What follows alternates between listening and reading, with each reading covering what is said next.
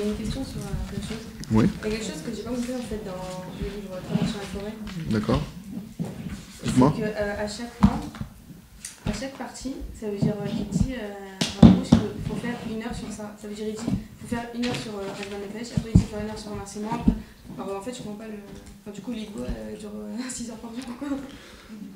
Non, en fait, il donne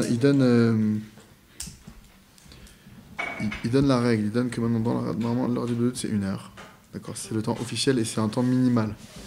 C'est-à-dire, c'est au minimum 1 heure.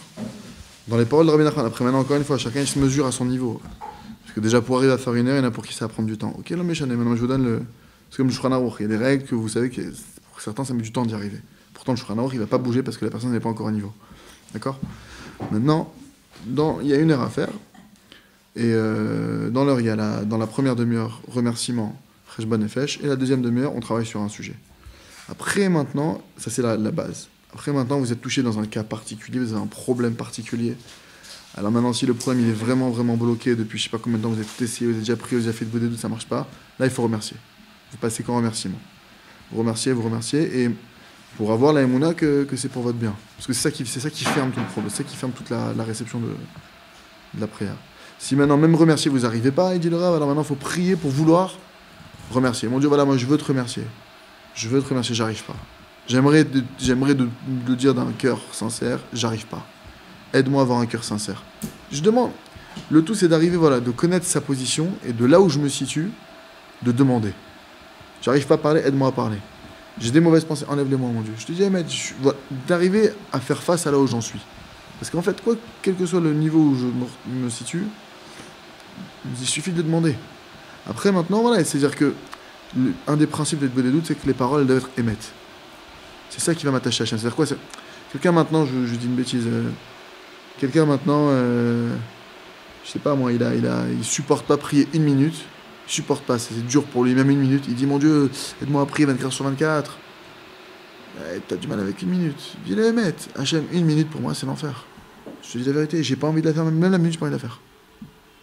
Aide-moi à comprendre qu'est-ce qui fait que pourquoi c'est un enfer pour moi, pourquoi je supporte pas la prière, aide-moi à avoir le goût dans la prière, aide-moi à kiffer dans la prière, ne serait-ce qu'1 minute déjà. C'est-à-dire que je me mets un objectif, ça doit être quantifiable, et quand je vois que 1 minute je kiffe, alors je passe à 2 minutes. C'est-à-dire qu'il faut être réaliste par rapport à là où je me situe, de dire les choses en correspondance. Après maintenant, les autres cas dont il parle, il faudrait voir après de quoi il parle, parce que c'est sûr que le Rav, quand il explique quelque chose, il explique à 100%. D'accord, mais ça n'annule pas ce qu'il a dit avant, parce qu'il va dire oh non, ça c'est le plus important, mais ça veut pas dire que ça annule le reste. Donc normalement les femmes doivent prier 1 demi-heure pour la protection des mœurs, par exemple aussi. Les femmes doivent prier 1 demi-heure sur la tsniout pour vouloir. Mais voilà, c'est-à-dire si on ajoute 1 demi-heure surtout.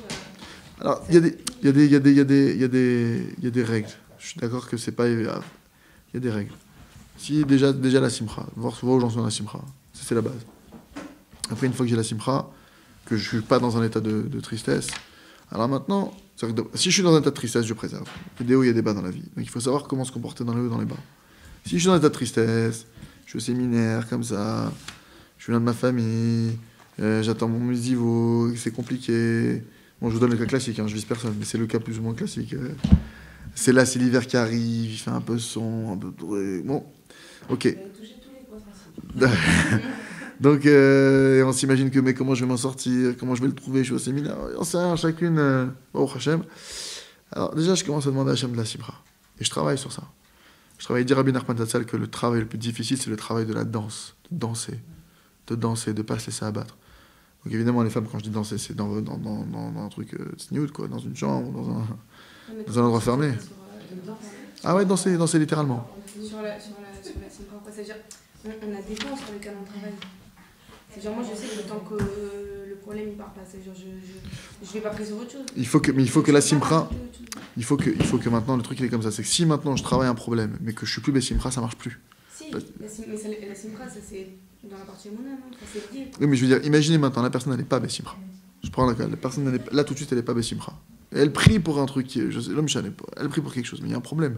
Ne pas être besimcha est égal ne pas avoir des mounas. Et la prière, elle est répondue sur la mouna. Donc maintenant, comme j'ai pas des mounas, ma prière, elle est pas reçue comme il faut. C'est ça que je veux dire. C'est que maintenant, quand je dis besimcha, c'est quoi? C'est que je suis pas mal. Je me sens bien.